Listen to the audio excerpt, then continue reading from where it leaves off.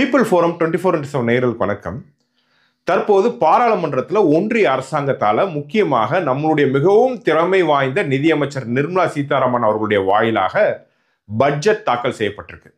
இந்த பட்ஜெட்டை எதிர்கொள்ளும் வண்ணமாக, அதாவது இந்த பட்ஜெட்டை படித்து பார்த்துவிட்டு மிகப்பெரிய எதிர்ப்பு கிளம்பி இருக்கிறது. முக்கியமாக எந்தெந்த மாநிலத்தை இந்த பட்ஜெட் ஆனது புறக்கணித்திருக்கிறது, எந்த ஒரு நன்மையும் இந்த குறிப்பிட்ட மாநிலங்களுக்கு கிடைத்துவிடக் கூடாது என்று புறக்கணிக்கப்பட்டிருக்கிறது என்று பார்த்தோமானால் முக்கியமாக பிஜேபி ஆளாத மாநிலங்கள், அதை தவிர தென் இந்தியா என்று சொல்லக்கூடிய தென் மாநிலங்களுக்கெல்லாம் இந்த பட்ஜெட் புறக்கணிக்கப்பட்டிருக்கு.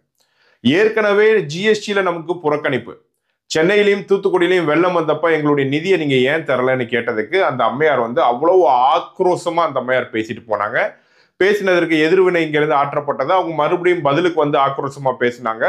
ஒவ்வொரு இடத்துலையும் நின்றுட்டு நாங்க தேவைக்கு அதிகமா தமிழ்நாட்டுக்கு நாங்க கொடுத்துட்டோம்னு சொன்னாங்க. ஆக்சுவலா ஜிஎஸ்டி என்பது அதாவது ஒன்றிய அரசாங்கத்திற்கு வாங்க வேண்டிய வரி மற்றும் மாநில அரசாங்கத்திற்கு வாங்க வேண்டிய வரி என்று இரண்டாக பிரிக்கப்படுகிறது. Central GST, state GST.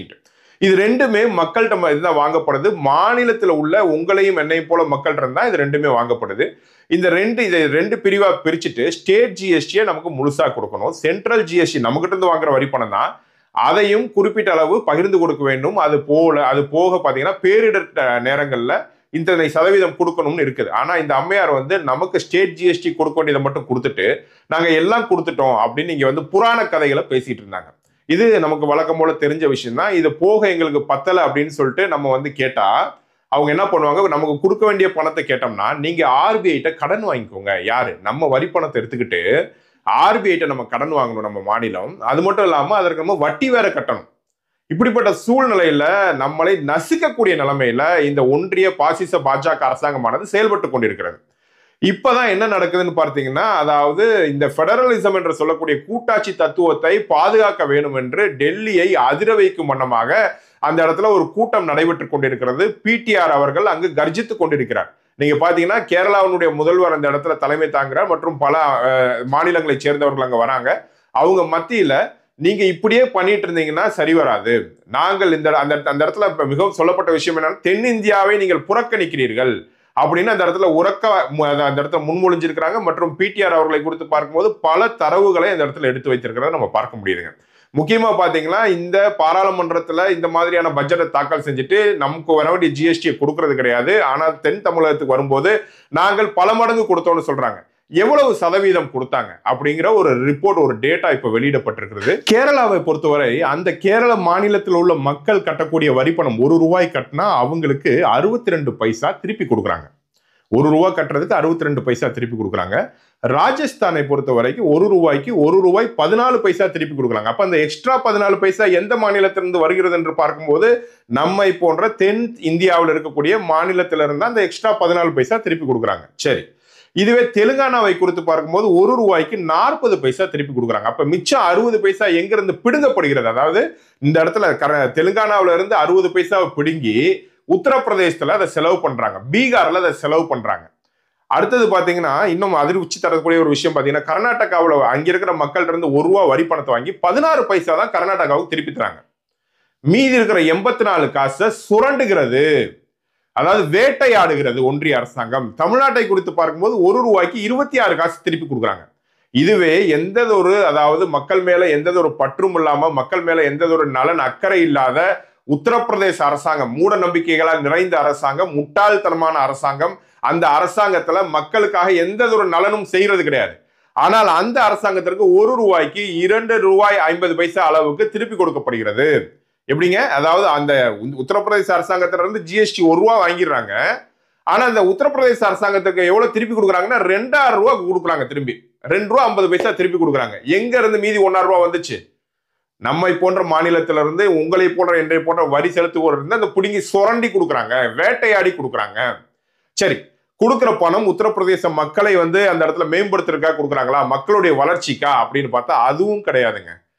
அந்த அரசாங்கம் மிகவும் முட்டாள்தனமான நபர்களால் நடத்தப்பட்டு கொண்டிருக்கிறது தான் நம்ம சொல்லணும். அதாவது அவங்களை வசைபாடுவதற்கு நமக்கு வார்த்தை கிடையாது. அவ்வளவு கேவலமாக வசைபாட வேண்டிய சூழ்நிலையில் அந்த அரசாங்கம் நடந்து கொண்டிருக்கிறது. 80,000 கோடி ரூபாய் அயோத்தியில் செலவு செஞ்சிருக்கிறாங்க.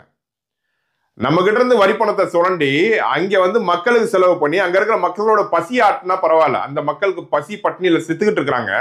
80,000 கோடி ரூபாய் அயோத்திக்கு இப்ப நடந்த அந்த ஓபனிங் செரிமனிக்கு செலவு பண்ணாங்க.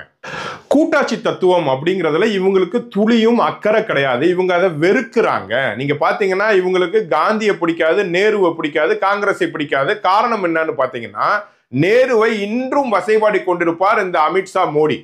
காரணம் என்னன்னு சொன்னீங்கன்னா, அதாவது அந்த காலத்துல இந்தியா என்ற ஒரு நாட்டை உருவாக்கும்படியாக பல இனம் மக்களை, பல மொழிகளை பேசக்கூடிய மக்களை பலவிதமாக அந்த இடத்துல காணப்பட்ட அந்த மாநிலங்களை ஒன்று சேர்க்கும்படியாக இவங்க என்ன பண்ணாங்கன்னு பாத்தீங்கன்னா, அந்த இடத்துல கூட்டாட்சி தத்துவத்தை முன்னெடுத்து வைத்தார்கள். நேரு போன்றோர், காந்தி போன்றோர் அன்று இருந்த மிகப்பெரிய தலைவர்கள் அதை முன்னெடுத்து வச்சாங்க. அதாவது மாநிலங்களுக்கு சம உரிமை, மாநிலங்களுக்கு தான் முதலாவதாக உரிமை கொடுக்கப்படும். ஒன்றியம் என்பது மாநிலங்களை கூட்டு சேர்த்த ஒரு அமைப்பாக அது காணப்படும் என்று அப்ப அவங்க அந்த கான்ஸ்டிடியூஷன்ல முன்மொழிந்தார்கள். இவங்களுக்கு கான்ஸ்டிடியூஷன், அம்பேத்கர் எழுதின கான்ஸ்டிடியூஷன்ல கூட இவங்களுக்கு அக்கறை கிடையாது, இவங்களுக்கு பற்று கிடையாது. இந்த RSS கும்பல்களுக்கு இது முற்றிலும் வெறுக்கத்தக்க ஒரு விஷயமா காணப்படுது. காரணம் என்னன்னு பாத்தீங்கன்னா, இந்த RSS கும்பல், இந்த பிஜேபி கும்பலானது வட இந்தியாவை சேர்ந்த கும்பல்.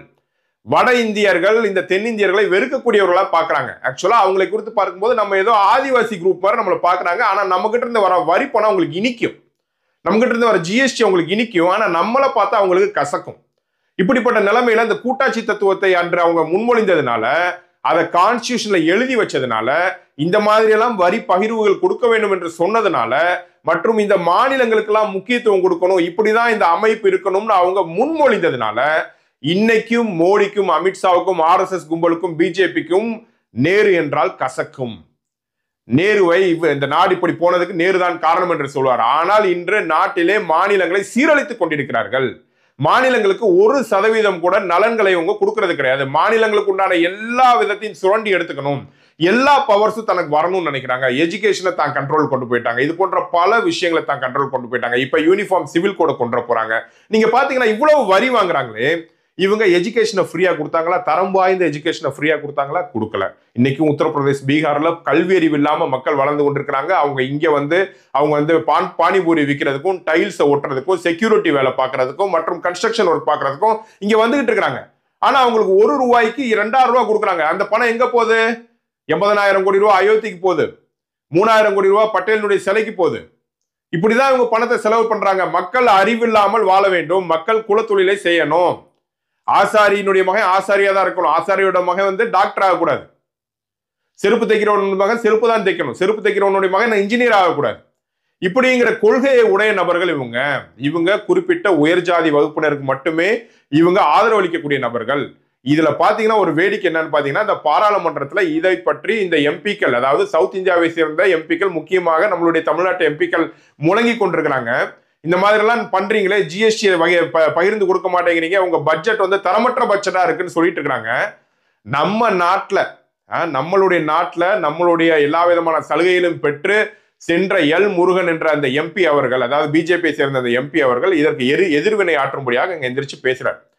அப்ப கோவத்துல டிஆர் பாலு என்ன சொல்றாருன்னா, you are unfit to talk about this அப்படின்னு சொல்லிட்டு சொல்றாரு. அதாவது நீங்கள் இதை பேசுவதற்கு, ஏன்னா அவருடைய துறை வேற, எல்முருகனுடைய துறை வேற. எல்முருகன் எதிர்பார்ட்டியில இருந்து நமக்கு வர வேண்டிய நிதியை, நமக்கு வர வேண்டிய உரிமையை கேட்பவர்களை எதிர்க்கிறார். அதாவது தமிழ்நாட்டிற்கு வர வேண்டிய உரிமைகளை கேட்டுக்கொண்டிருக்கும் போது எல்முருகன் அவர்கள் எதிர்வினை ஆற்றார். அப்ப அப்படி சொன்னதை இந்த பட்ஜெட்டை திசை திருப்பும்படியாக, இந்த டாபிக்கை திசை திருப்பும்படியாக இந்த பிஜேபி கும்பலானது என்ன செய்யறாங்கன்னு பாத்தீங்கன்னா, ஜாதி வெறியை தூண்டி விடுகிறார்கள். எல்முருகனை தலித் என்றும், அதுவரை தலித்தை இவர் இப்படி பேசிட்டாரு, நீங்க அன்பிட்னு சொன்னது அவர் தலித்தா இருப்பதனால் அன்பிட்னு பேசிட்டாரு அப்படின்னு சொல்லிட்டு வெறியை தூண்டுகிறார்கள். இந்த அண்ணாமலை போன்ற இங்கு உள்ள, இந்த தமிழ்நாட்டில் உள்ள, அதாவது தமிழர்களுக்கு எதிரியான மனநிலையை கொண்டவர்கள். இந்த தமிழ்நாட்டு பிஜேபி, சரி ஓகே, இந்த டிஎம்கே வேணாங்க, இந்த ஏடிஎம்கே வேணாங்க, இந்த தமிழ்நாட்டு பிஜேபி நபர்களாவது எங்களுக்கு கொடுக்க வேண்டிய வரி பணத்தை எங்களுக்கு தரணும். இந்த பட்ஜெட்ல தமிழ்நாட்டுக்கும் மற்றும் தென்னிந்தியாவுக்கும் துளியும் பிரயோஜனம் இல்லாத பட்ஜெட்டா இருக்கு. குரல் எழுப்பலாம்ல, நீங்க குரல் எழுப்பினா மக்கள் ஓட்டு போட போறாங்களே.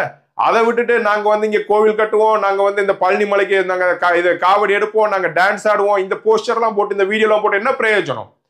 பட்ஜெட்டை குறித்து உங்களுடைய விவாதம் எப்படி இருக்கு? தமிழ்நாட்டுக்கு என்னென்ன நலன்கள் கொடுக்க போறாங்க? நீங்க பட்ஜெட் எடுத்து வாசிக்கலாம் அண்ணாமலை அவர்கள், அதெல்லாம் செய்ய மாட்டாங்க. ஆனா இவங்க மதவெறியை தூண்டணும், உத்தரப்பிரதேசம் போன்ற மாநிலத்தை உடைய மக்களை போட நம்மளையும் மாத்தணும், கல்வியறிவு நமக்கு இருக்கக்கூடாது, நம்ம இது ஒன்றிய அரசாங்கம் சொல்றதெல்லாம் நம்ம கேட்கணும், அதிகாரம் அத்தனையும் அங்க டெல்லியில குமிக்கப்படணும். இப்படிப்பட்ட மனநிலையில் தான் இந்த தமிழ்நாட்டில் உள்ள கமலாலயத்தில் உள்ள இந்த கைக்கூலிகளும் இருக்கிறார்கள் என்பதில் ஒரு துளியும் சந்தேகம் இல்லைங்க. ஏதாவது மாநில அரசாங்கமோ அல்லது குறிப்பிட்ட தலைவர்களோ குறிப்பிட்ட கட்சியோ இவர்களை கேள்வி கேட்டுவிட்டால் இடிஐ விடுவது, சிபிஐ விடுவது, இது போன்ற வருமான வரித்துறையை விடுவது, இது போன்ற பூச்சாண்டிகளை காட்டுவாங்க. இதுவே பிஜேபி ஆளக்கூடிய மாநிலத்தில் இது பண்ணுனா சுப்ரீம் கோர்ட் வாய் திறக்கும். ஆனால் பிஜேபி ஆளாத மாநிலங்களை இவற்றை செய்யும் போது சுப்ரீம் கோர்ட் மௌனம் காக்கிறது. இதெல்லாம் அதாவது என்னன்னு பாத்தீங்கன்னா ஒரு பாசிச அரசாங்கம், ஹிட்லருடைய அரசாங்கத்திற்கு இணையா போய்கிட்டு இருக்கு. இன்னும் அடுத்ததாக இந்த மோடியினுடைய அரசாங்கம், இந்த பிஜேபி, இந்த RSS கும்பல் மறுபடியுமாக ஆட்சிக்கு வந்தால் அது தமிழ்நாட்டுக்கு மட்டுமல்ல தென்னிந்தியாவை அவர்கள் சுரண்டி தின்பார்கள். தென்னிந்தியாவை வேட்டையாடுவார்கள். நம்மளுடைய பணத்தை எல்லாம் வேட்டையாடுவாங்க. இப்போ ₹1 26 பைசா கொடுக்குறாங்க. மறுபடியும் ஆட்சிக்கு வந்தா அடுத்த 5 வருஷம் ₹1 6 பைசா கூட நமக்கு கிடைக்காது. நம்ம மாநிலத்தை கடனுள்ள மாநிலமா அவங்க தள்ளுவாங்க. சோ இப்படிப்பட்ட சூழ்நிலையில மக்களாகி நாம் விழித்துக் கொள்ளுங்க. முக்கியமா நம்ம இப்ப அதாவது எப்படி இவங்க பேரெல்லாம் சொல்றது கூட தெரியல, நாக்கு கூசுது. இந்த அண்ணா ஹசாரே போன்ற இந்த பாபா ராம்தேவ் ₹30 பெட்ரோல் கிடைக்குன்னு சொன்னார் பாபா ராம்தேவ். இந்த அண்ணா ஹசாரே பெரிய மாற்றத்தை கொண்டு வரணும் அப்படின்னு சொல்லிட்டு அங்க உண்ணாவிரதம் இருப்பது போன்ற செஞ்சாங்க. இந்த மாதிரி தலைவர்கள்லாம் புதுசா எழும்பி இவங்களாம் என்ன பண்ணுவாங்க, இந்த பிஜேபிக்கு இப்ப மறுபடியும் இப்ப அடுத்த செக்ஷன்ல வருவாங்க. இவங்க 10 வருஷம் காணா போயிடுவாங்க. மறுபடியும் இப்ப எலெக்ஷன் கேம்பெயின் டயத்துல வருவாங்க. பிஜேபி வந்தால், RSS கும்பல் வந்தால் ஒன்றிய அரசாங்கம் செழிக்கும், இந்தியா மேலோங்கி வழங்கும், வல்லரசு நாடா மாறும், இப்படிலாம் பேசி நிறைய பேர் வருவாங்க. இவங்களை எல்லாம் கண்ட உடனே நம்ம என்ன பண்ணணும்னா இவங்களை புறக்கணிக்கணும். இவங்களை அதாவது பிளாக் பண்ணணுங்க. நீங்க ஆக்சுவலா இந்த மாதிரி நபர்களை எல்லாம் தமிழ்நாட்டில் இருந்து கொண்டு கமலாலயத்தில் இருப்பவர்கள் தமிழ்நாட்டுக்கு எதிராக செயல்படுகிறார்கள், அண்ணாமலை போன்றோர். இதை தெளிவா தெரிஞ்சுக்கிட்டு நம்ம ஓட்டு போட வேண்டியது அவசியமா இருக்கிறது. மீண்டும் நம்ம அடுத்த வீடியோவில் சந்திப்போம். நன்றி.